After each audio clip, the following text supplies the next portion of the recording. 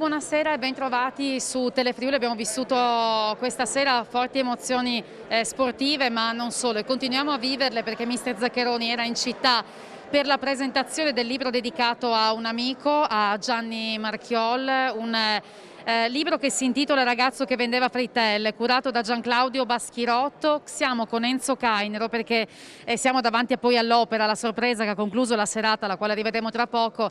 Perché Enzo, questo libro l'hai fortemente voluto? Perché?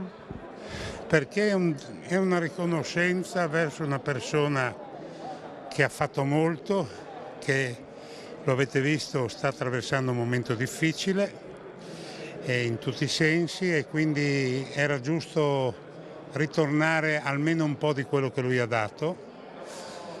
L'ho detto nella presentazione, abbiamo bisogno di esempi positivi. Lui è un esempio positivo e la sottoscrizione che ho promosso è stata una cosa incredibile, si è esaurita in 4,48, abbiamo coperto tutto quello che era necessario, ma al di là dell'aspetto economico e la partecipazione. Abbiamo dovuto contenere i posti in sala, avete visto che non c'era un posto, avevamo 150 persone e questo penso lo possa aiutare moralmente. Per noi è un sentimento di gratitudine che ha avuto successo.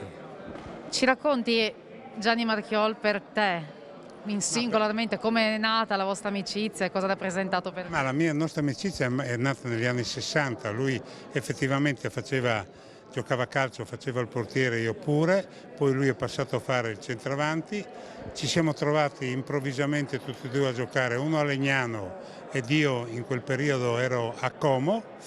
E mio padre veniva a trovarci tutti e due, e poi lui ha giocato in Serie C, ma ci siamo sempre tenuti vicini e in contatto, perché fra di noi c'era grande simbiosi, grande volontà di fare, e poi eravamo i giovani del dopoguerra dove chi aveva voglia di fare poteva cercare di esprimersi. Poi uno ha avuto successo, uno no, è la vita.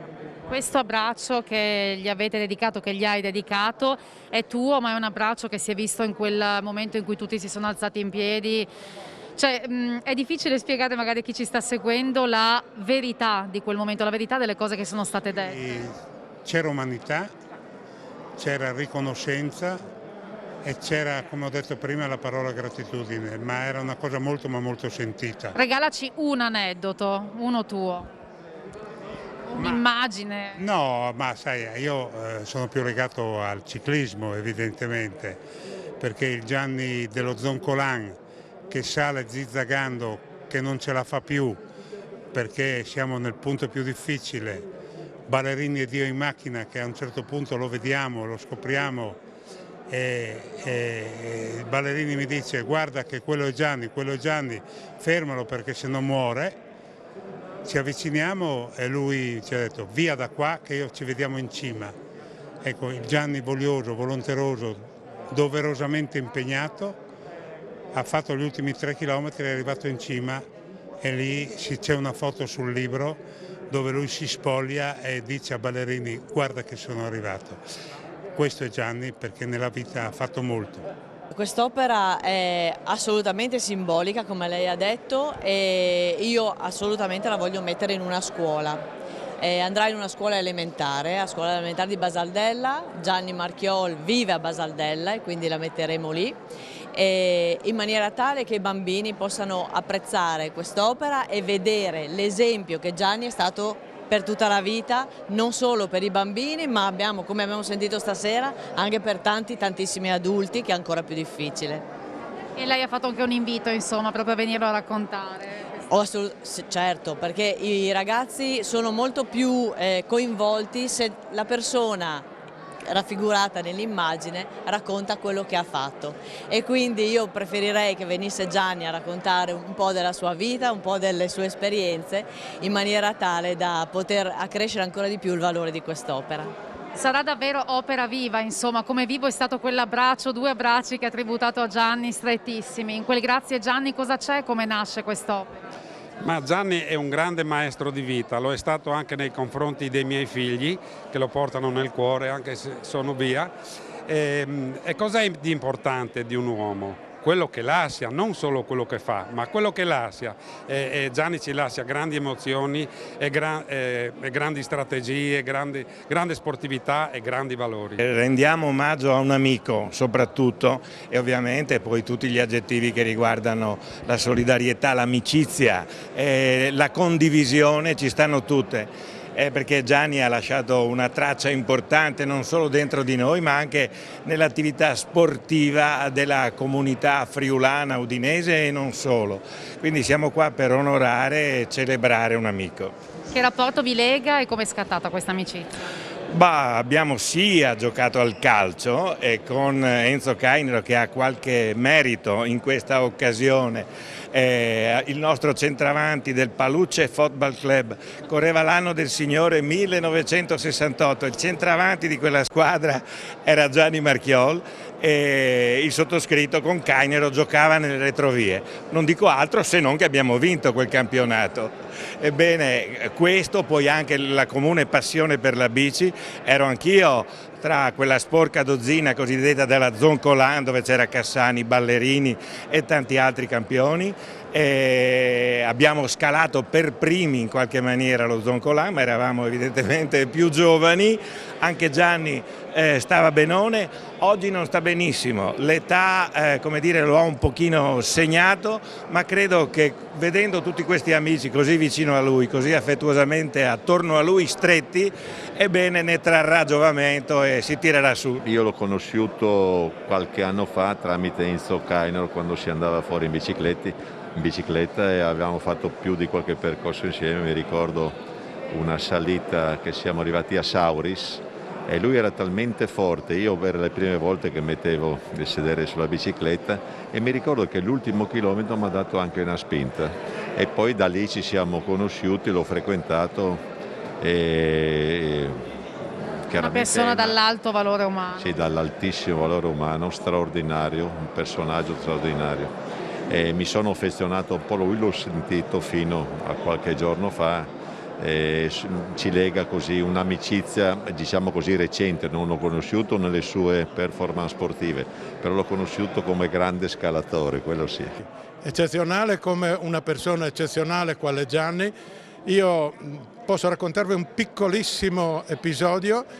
Ero un ragazzino, 1966, e sono andato a vedere la Cividale Castelmonte con mio povero papà, che era un grosso appassionato di automobilismo, e abbiamo visto un signore con una innocente I4, IM3, una di quelle stramberie da famiglia, ed era Gianni Marchiol che faceva la prima gara, perché lui era calciatore eccetera, e da lì è cominciata non la mia passione, l'introduzione mia nell'ambiente dell'automobilismo.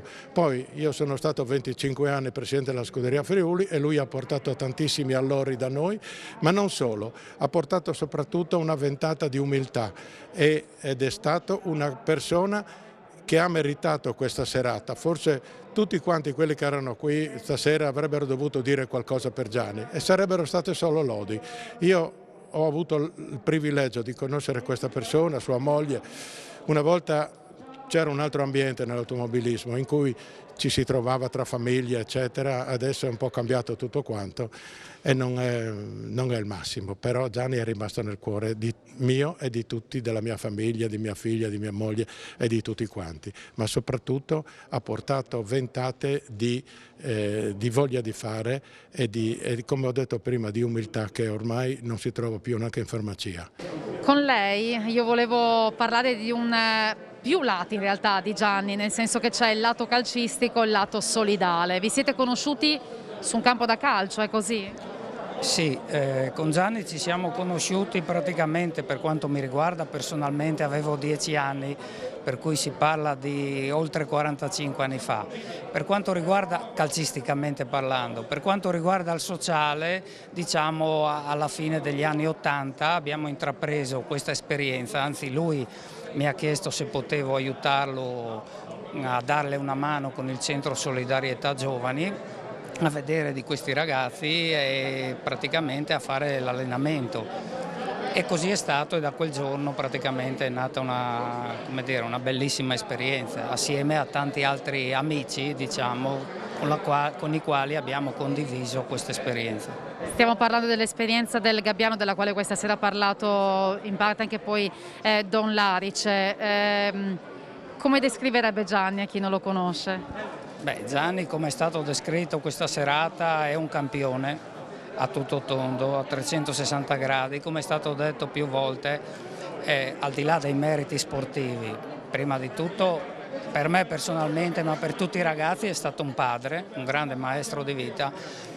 Solitamente sono parole che si sprecano, ma mai come in questa occasione sono veramente calzanti. È stato detto anche che ha insegnato a trattare tutti nella stessa maniera, che non è una cosa... Non è una cosa, io mi sono rivolto appositamente a mister Zaccheroni e anche a Edi Reia, che era qui presente in sala, che è stato anche il mio allenatore, e loro sanno effettivamente cosa vuol dire condurre uno spogliatoio e soprattutto cercare di trattare tutti alla stessa maniera, non con due pesi e due misure. Questo è molto difficile e Gianni è uno che questo l'ha sempre fatto. Ed ora siamo con il protagonista di questa serata. Stasera sono tutti qui a dirti grazie. Che serata è stata? Ma è una cosa commovente veramente, non mi aspettavo tanta gente così, una cosa bellissima. Ringrazio tutti di quanto mi hanno dato e mi daranno ancora. Il concetto di questa serata è che sei tu che hai dato tanto. Cosa direbbe oggi quel ragazzo che vendeva le frittelle? Sarebbe orgoglioso di quel Gianni che sei diventato? Beh, penso anche di sì, perché in fondo ho lottato molto per arrivare e per me è stato determinante quel fatto, e ringrazio anche quella maestra che mi ha messo l'ultimo banco perché puzzavo di olio fritto. Però questa mi ha dato la possibilità di voler emergere e voler esistere. E questo In te però emergere non ha significato egoismo, ma generosità. è sempre stato un mio punto di fermo. Andrai a raccontare la tua storia allora ai bambini delle elementari? Sì, ma ci vorrebbe che ascoltassero. Ascolteranno. Sì, perché mi hanno ascoltato questi ragazzi qua che hanno già una certa età, sicuramente ascolteranno.